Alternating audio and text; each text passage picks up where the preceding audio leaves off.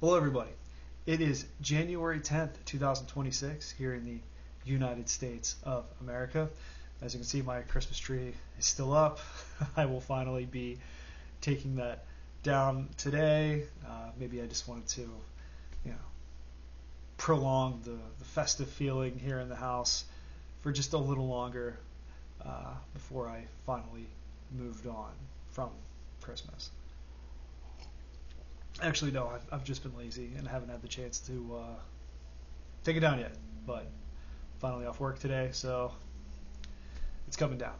Anywho, what I wanted to talk about in this video today is international law and how international law is dead. And frankly, I don't think it was ever alive to begin with. I think international law has always been something that great powers would cite when it was convenient to do so, and ignore when international law, or the idea of international law, became inconvenient. I think now, though, the United States has dropped all pretext of international law and has more or less admitted the truth of how great powers function in today's world, despite pretending that they don't, and that is their own interests come first, and if in pursuing those interests the denial of sovereignty to another country is crucial, then that sovereignty will be denied, and there's not much anyone can do to stop it.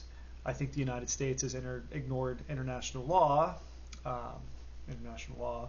for quite some time. I think ever since the end of World War II, the United States has more or less done what it wanted, and I think international law was something, although the concept is not a bad idea, having a set of rules and guidelines that states could agree upon when interacting with one another that would ensure that smaller states aren't bullied by bigger states, that smaller states that are being victimized can bring their grievances to the world, some kind of organization, and that those grievances would be addressed by a group of nations that sought to uphold some kind of world order rooted in justice and the concept of sovereignty. That sounds very good. I think it's a noble idea, but in reality, that's never been how the world works, and there has been no one to enforce that. I think the UN has largely been a useless organization. Ultimately, the United States, Russia, and China will do what they want when they want in pursuing their own interests. I'm not saying that this is a good thing. I'm not saying that I support this. I'm not saying it's a moral way of being in the world. I'm simply saying that this is just how things are. This is inevitable. This is the way that great powers will interact and interface with each other and the world at large when pursuing their own interests. I can't see any kind of great power, let's say China, for example. China's ultimate goal is the reunification of mainland China with Taiwan, partly because of cultural reasons. The Taiwanese are Chinese. They're just living under a different government.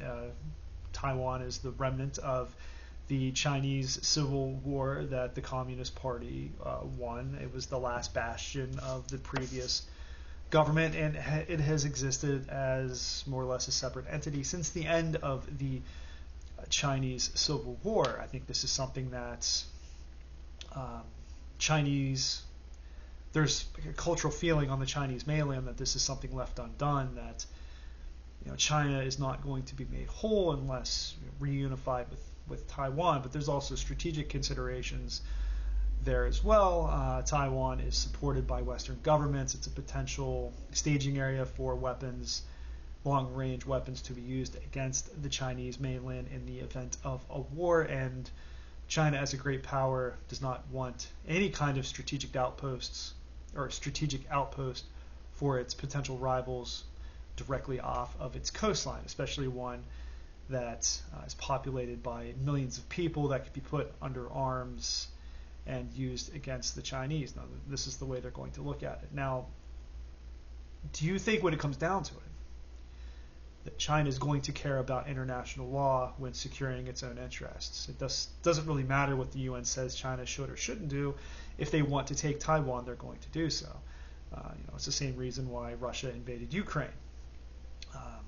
People can debate the reasoning all they want, whether it was justified, but clearly the Russian government felt that invading Ukraine and bringing it to heel was in their best interests.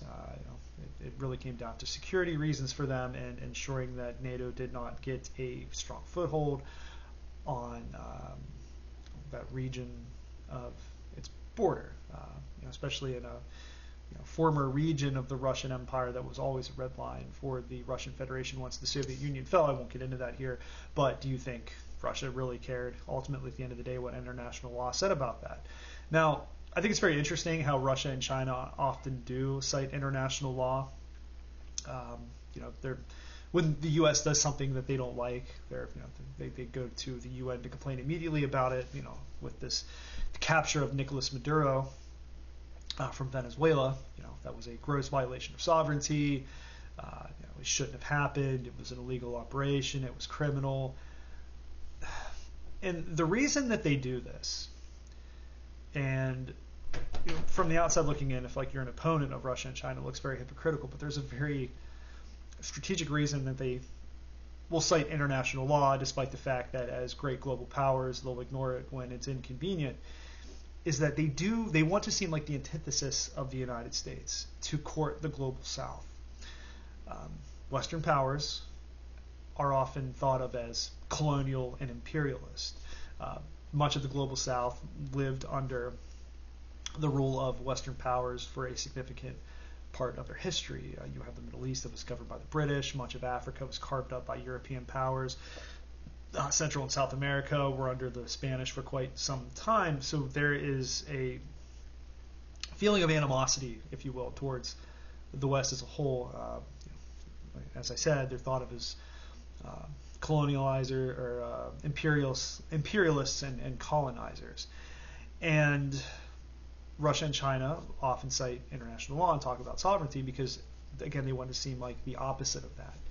They're great powers that are simply seeking to have good relations with nations they view as strategically vital. They're not interested in changing their governments. They're not interested in changing their culture. They're not interested in imposing themselves culturally and militarily on these countries. They want to seem like trustworthy alternatives to dealing with Western governments. They're basically trying to gain favor of African countries to deal with them to extract resources, and also to much of the Middle East.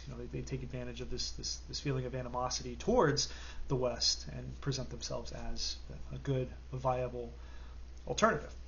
Smart strategy. I fully understand why they do it. Again, though, being great powers, international law, when it's inconvenient, well, they will put to the wayside and do what they see they must for their own security interests. And I think the United States has got to a point where, with the current administration, where I think it was in their best interest to finally just say, you know what, we've always ignored it. We're always going to ignore it. Power is what governs the world, who wields power, who has weapons, and we are going to secure our interests ruthlessly if necessary, but that is how we are going to do things moving forward. Again, I'm not saying we as if I'm part of the administration and coming up with this policy, but I think it's basically just an open admission of reality. The pretense is gone, the pretending is gone. This is how things are going to be. And, I think there's quite a few naive people out there that thought the multipolar world was going to be something governed by international law, where nations would generally get along with each other. They would bring their grievances before the UN. There would be no imperialism, no colonizing, no invasion, that everyone would sit around a campfire and sing Kumbaya and just freely trade with one another and everything would be great. I think they figured that's what the world would look like without U.S. hegemony. well, I think they were wrong and a bit naive in that assumption. I think the world is going to become a brutally competitive place as the U.S. recedes from much of the world and focuses simply on its hemisphere. And I believe that is the long-term strategy of the Trump administration, is to assert its dominance within the Western Hemisphere, do so aggressively while pulling back from interests around the world that aren't as vital to the United States' survival, but it doesn't want to appear weak while doing that. It wants to still give out the appearance of being strong, of being a nation not in decline. Again, which is why I think the United States is acting so aggressively within the Western Hemisphere now to remind its potential rivals as it does pull back from the world. This is not a retreat out of defeat. This is a strategic reorientation. Don't think of us as a weak country. Don't take advantage of us. We're going to show you that we are still strong. And I think that's why the United States is behaving the way that they are. And, I don't think the United States is actually trying to maintain its full hegemony over the world. I think those governing the United States, especially the Trump administration, understand that imposing their will on China and Russia to keep them from being direct rivals or competitors just isn't a viable long-term strategy, and now it must learn to coexist with several other strong powers and must take the initiative out of the gate, if you will, to assert its dominance over the other two, not to completely control them, but to remind them that our interests are our interests, and you do not interfere with those interests. We are not a weak country, even though everyone says we are in decline. So just to sum that up, I think that's why all this is actually taking place. And also, just to add, now that I think everyone is kind of thrown off the pretense of international law, I think smaller countries that are next to great powers need to conduct themselves much more intelligently. The leaders of those countries must be much more strategic, and must plan much further ahead than they do currently. They must take into consideration that if you are the weaker power next to a much larger power, that they should have a foreign policy that lines up with the interests of that larger power if they are not currently part of an alliance that guarantees their protection. I think it is in their best interests to, instead of being adversarial with a great power next door that there might be some historic animosity with, I think it's much more pragmatic and realistic to try to have a policy of working with that power, maybe coming under that great power security umbrella to ensure its own survival.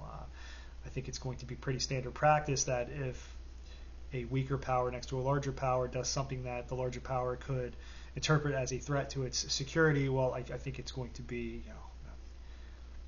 much more common for military action to be to take place against that smaller power. Mexico, for example. I think Mexico is in a fairly precarious position because of the drug cartels that seem to do what they please within Mexico's territory. Now, that's Mexico's business, sure, but the effects of the cartel being allowed to do whatever they want bleed over into the United States through violence and drug trafficking. And I think I think the United States government sees that as a national security threat.